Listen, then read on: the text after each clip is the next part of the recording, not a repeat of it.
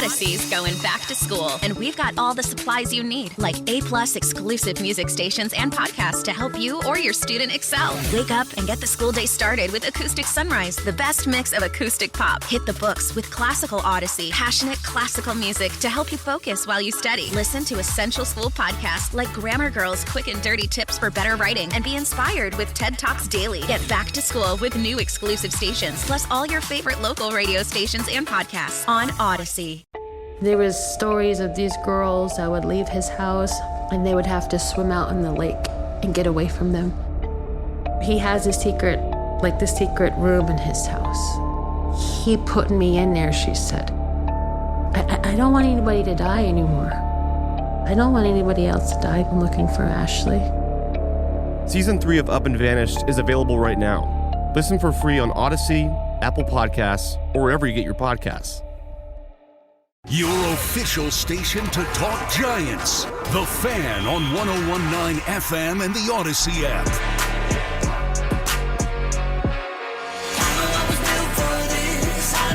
Musa Maggie hanging out with you until 2 o'clock, and I know wrestling fans are just absolutely ecstatic when Bryan Danielson announced that he's signing with AEW. He's back. AEW Dynamite Grand Slam, the first ever professional wrestling event to take place at Arthur Ashe Stadium out in Queens. It will also be AEW's most attended event to date, and Bryan Danielson joins us now in studio.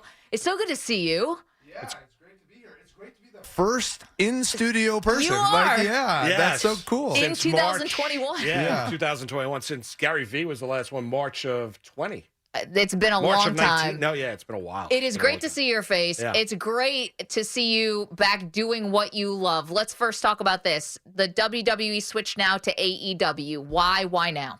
I mean, that's a lot. There's a lot of complicated decisions that aren't great sound bites.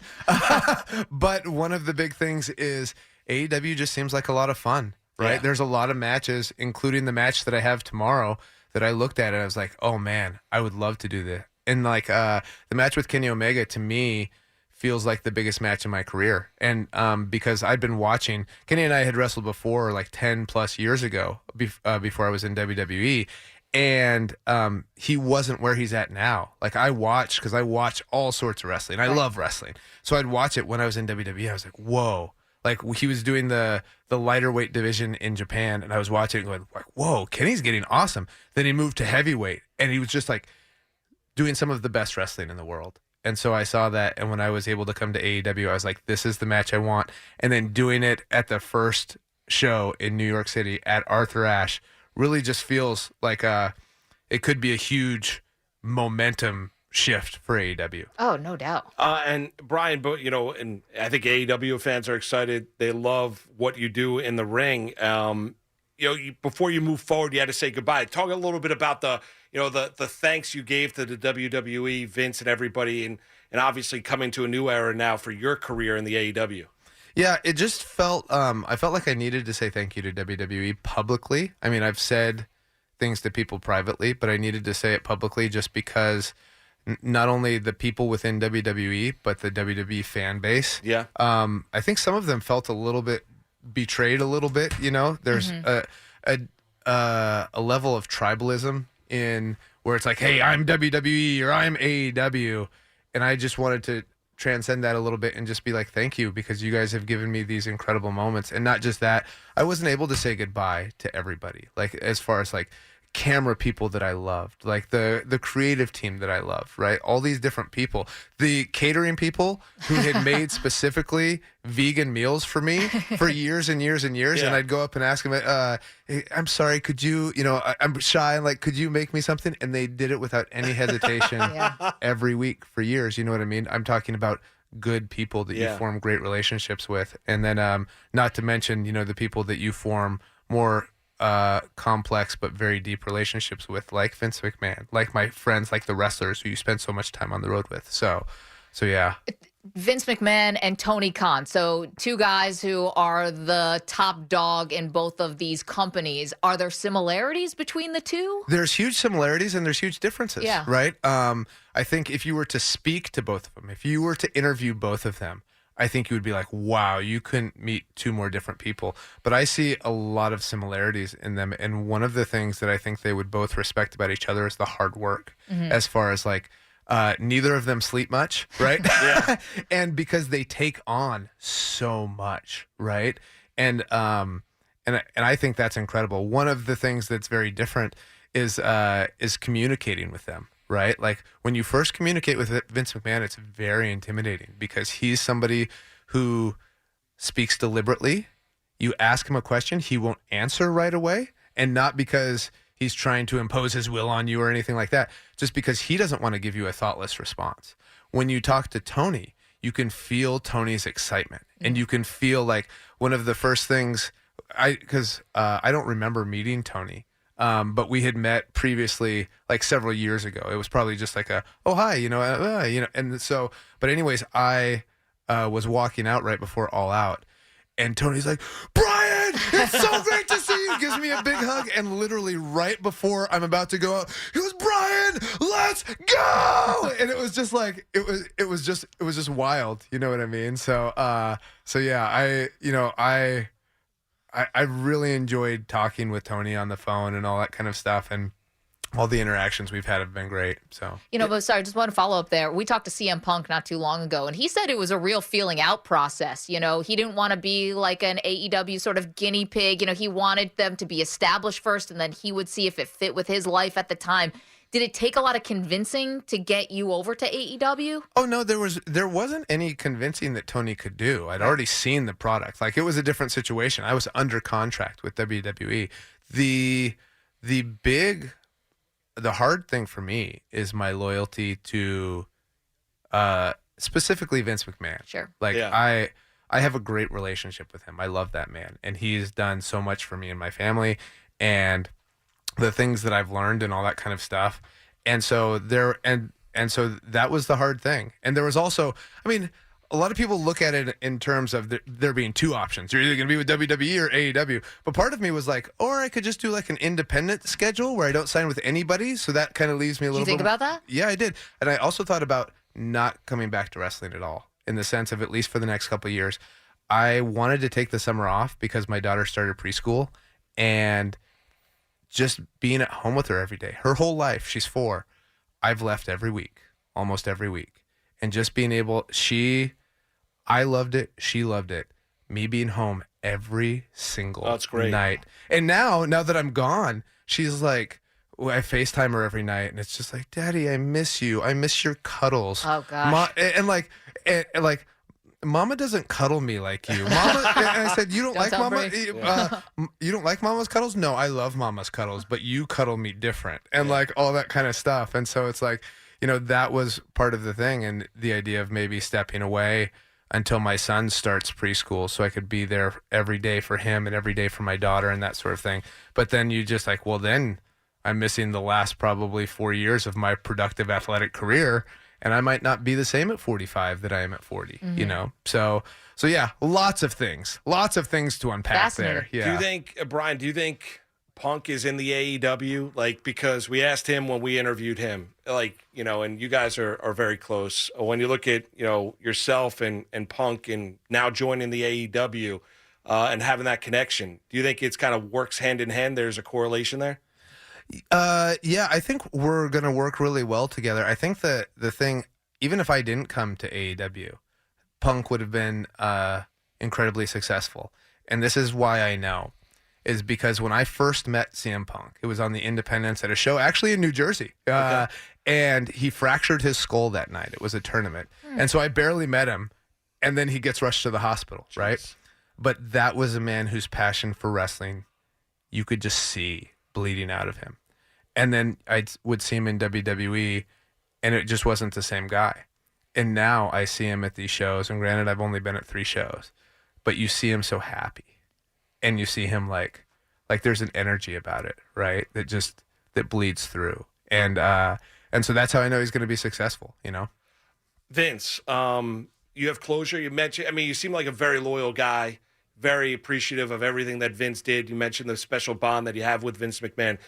Closure there between, you leave the WWE on good grounds? Yeah, I mean it's definitely positive, and not just Vince McMahon. With I think everybody there, you know what I mean. As far as I had positive relationships with so many people, I think a lot of people think of things in terms of companies, right? Like WWE, AEW. I tend to think more in terms of people, right? Since I've signed with AEW, I've had great conversations with people from WWE, like Kevin Dunn, who's like a producer. We were just talking about music stuff, like, hey, you know, we were thinking this, we'd like this, or whatever it is. But they're very positive conversations. There's a way to leave companies or to make different decisions as far as the business part of your life, and still be friends with people. And so I think both sides have done very well with that. Yeah, and there's like a difference now, I think, a different approach. And I heard an interview with Tony Khan. Well, we had him on, but also another one he did where he said, I don't want to set it up like you have to choose. There's enough to go around, and we're putting out our product, they're putting out theirs, and we'll see where the fans are and what they get drawn to. You mentioned about Punk, though, and that night you met him, he fractures his skull. I mean, the physical toll that it took on Punk, we've talked a lot about. I've talked to you about this before in the past also. Taking some time away to let your body heal. I mean, at your lowest point, what did it feel like, and what does your body feel like now?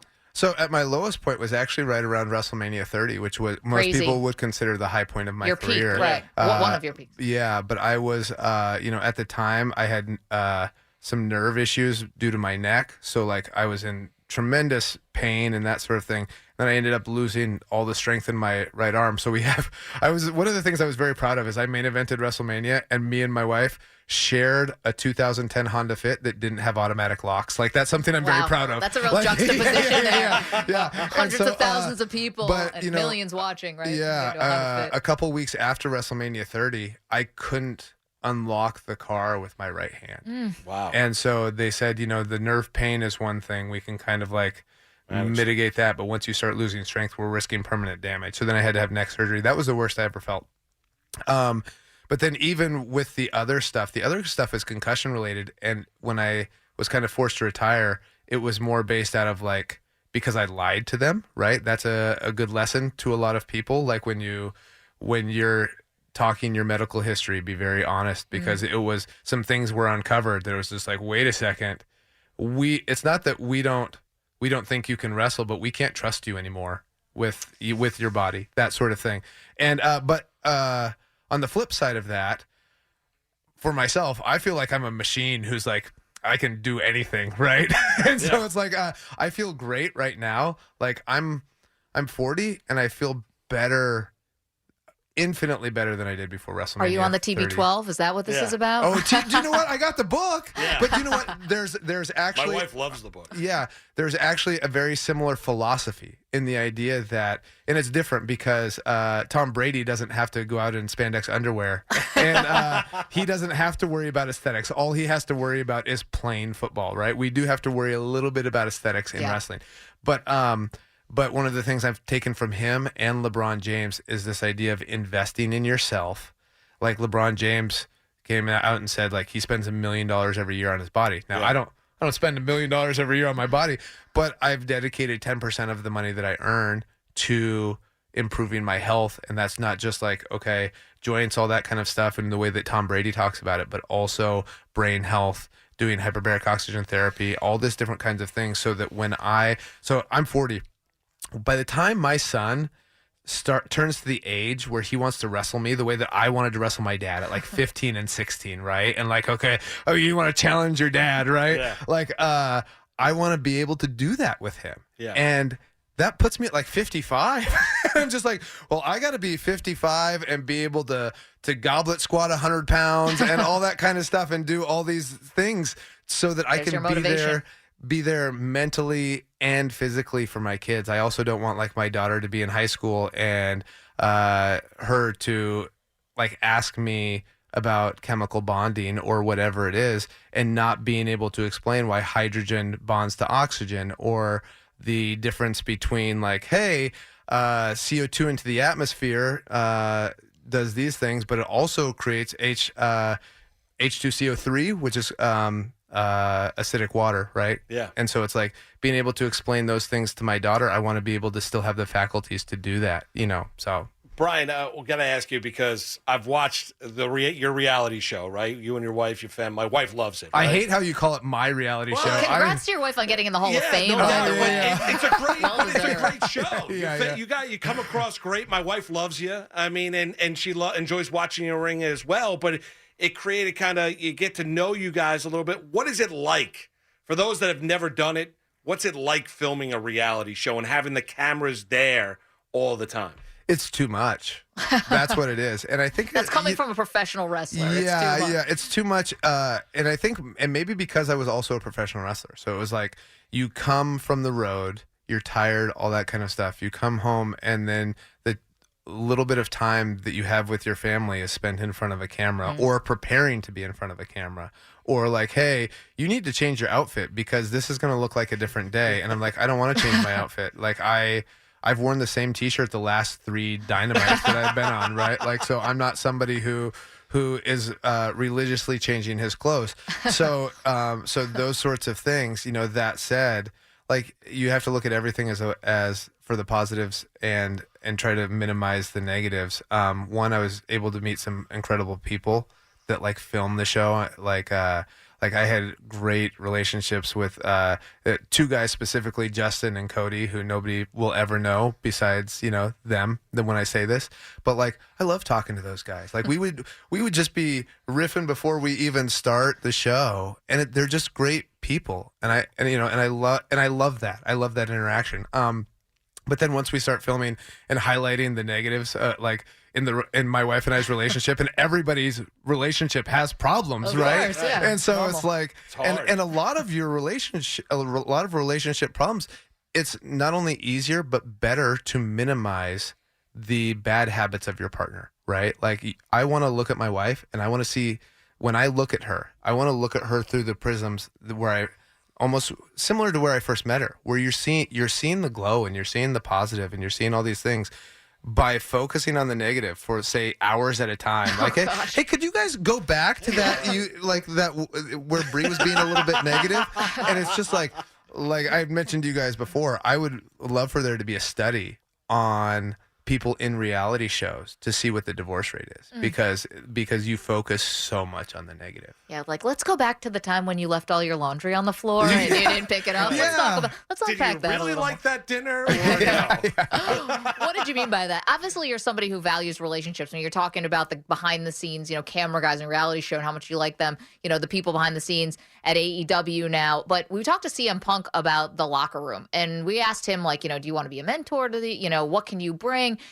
How have you noticed that this locker room, I know it's been a short time you've been at AEW, but so far, how have you noticed that this locker room is maybe a little bit different than what WWE was presenting? Well, I mean, there's a lot more people in the locker room. I will tell you that much. As far as like, I walked in, I was like, "Ooh, this is crowded. I'm changing over here in the shower."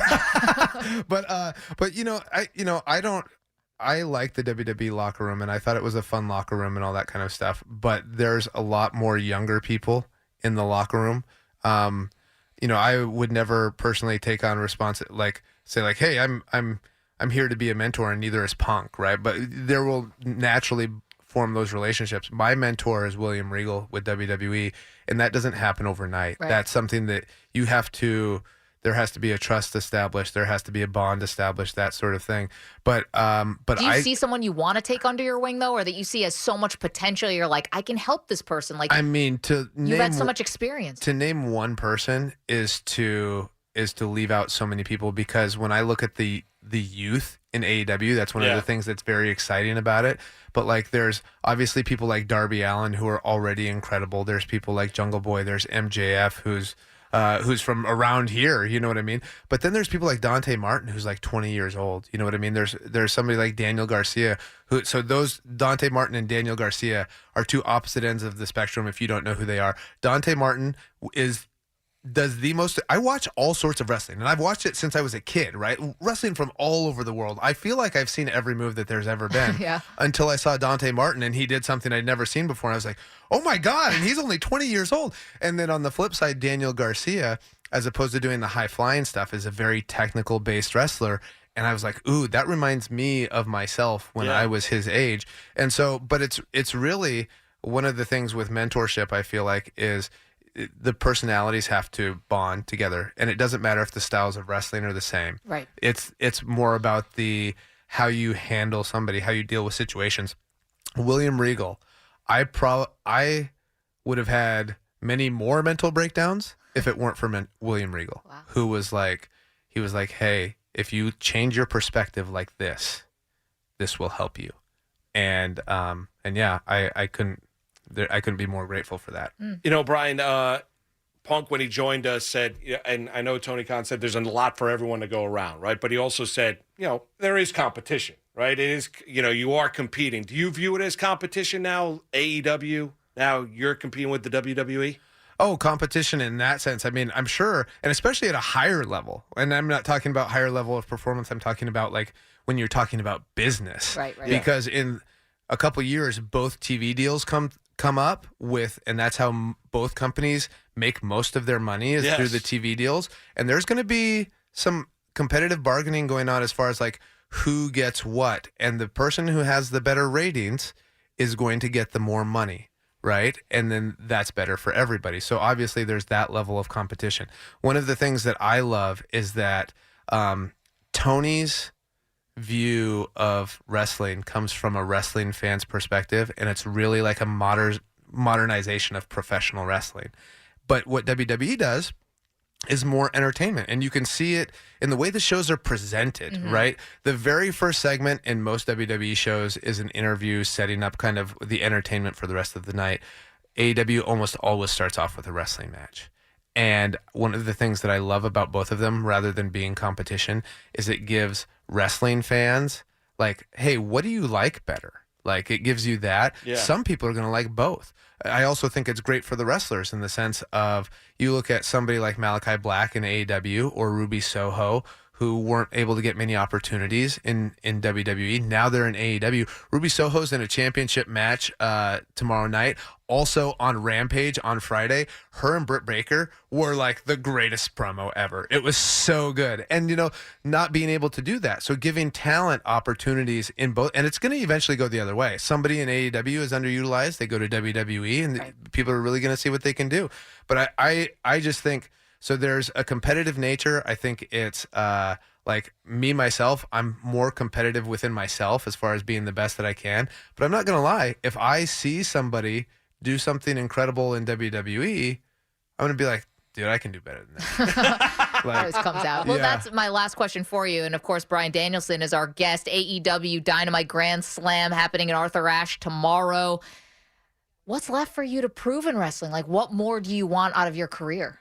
So proving things is focused on other people, right? I'm not interested in that so much. I'm very sad at, like, I feel like I've proven to everybody. You're the ultimate underdog. Yeah, I've proven to everybody that I'm pretty good at what I do, right? Like, talented guy. Like that sort of thing. I really see professional wrestling it's really helped my life in the sense of helped me become a better human being, because there's so many aspects of professional wrestling that you need to master in order to be good at it. In the other end of the spectrum, if you look at, say, like basketball, right? There's a lot of skills you need to learn at basketball, but really you just need to be good at basketball. Wrestling, it's not good enough to be good at wrestling. You have to be good at doing interviews in front of lots of people, which means getting over a fear of talking in front of large groups of people, which I had tremendously. It's getting over the idea of I'm in my underwear pretending to fight in front of thousands of people when I'm a generally pretty shy guy. It's getting used to doing stuff like this, which is like, okay, all the media stuff. If you're a great football player, basketball player, NBA player, they are, if you're not great at media, like, they might still have you do it, but they'll still pay you huge money, right? Because you're so good at basketball. Let it go. Yeah. But like, we let it slide. But for somebody in what we do, like, this is very important. Being able to talk to people and communicate to people like that. So I've become a much better person through professional wrestling, but it also points out your weaknesses and your flaws, and that's physically, mentally. When you're feeling broken down as far as like demoralized or whatever it is, like, okay, let's unpack that. Why is this happening? How do I how do I better handle myself in these situations? How do I do it? And so really my goal is at the end of 3 years, one, to become a better person, but to become, so I see these next 3 years as kind of my last 3 years as a full-time wrestler, but I don't want to see it as like okay, in my mind, it's not like this is, okay, I'm tapering off. It's not the long goodbye. You want to build up. Yeah. No, this is the climax. Yeah. This is the climax of my career, is these next 3 years. I And think it starts with tomorrow. Wow. Wrestling fans are excited. Before we let you go, Brian, we appreciate all the time. AEW announced that they've entered into a relationship with the Owen Hart Foundation to honor Owen Hart, who obviously tragically passed away at the age of 34, which is tremendous. I mean, the fact that AEW is getting involved with the Owen Hart Foundation, I think a lot of wrestling fans, and specifically for that foundation, were very proud of that. Yeah, I think that's, to me, that's really cool as somebody who has kind of followed the situation, and obviously Owen Hart's wife and family had taken a step back from, say, like WWE and that sort of thing. But I think for them to be re-engaging with the wrestling fans, because wrestling fans loved Owen Hart so Loved him. much. Definitely. And then for that relationship to contribute to the betterment of humanity is, I think, just incredible. So, Well, Brian, we're looking forward to it tomorrow night. You're going to be great in AEW. Thanks for the great last 25 minutes. You were fantastic, and best of luck in all future endeavors. thank you very much. Thank got you, Brian Danielson. Watch him tomorrow night, AEW Dynamite Grand Slam, as we said. First ever professional wrestling event to take place at the Arthur Ashe Stadium. Will be the most attended event AEW's to date. You got Brian Danielson in the ring with AEW World Champion Kenny Omega. He's back, ladies and gentlemen. We'll be back in just a minute. I'm Erin Ryan, political commentator, comedy writer, and host of Crooked Media's Hysteria. And I'm co-host Alyssa Mastromonaco, former White House Deputy Chief of Staff for President Obama. Each week on Hysteria, we are joined by a team of hilariously opinionated ladies to discuss the headlines from the serious to the absurd. We cover everything from reproductive rights to rom-coms and break down the political news of the week and cultural stories that affect women's lives. New episodes of Hysteria drop every Thursday. Listen on Odyssey, Apple Podcasts, or wherever you get your podcasts. There was stories of these girls that would leave his house and they would have to swim out in the lake and get away from them. He has a secret room in his house. He put me in there, she said. I don't want anybody to die anymore. I don't want anybody else to die. I'm looking for Ashley. Season 3 of Up and Vanished is available right now. Listen for free on Odyssey, Apple Podcasts, or wherever you get your podcasts. Talking about our mental health has the power to save lives. We witnessed that firsthand with Odyssey's I'm Listening mental health special. Carson Daly, Dr. Alfie, and a cast of generous guests, including Billie Eilish, Imagine Dragons, Lizzo, Justin Bieber, Darius Rucker, and more, shared wonderful insight and tips for coping. If you missed the special or want to hear it again, it's on the Odyssey app and Odyssey.com now. Please remember, you are definitely not alone. Hear I'm Listening now on the Odyssey app.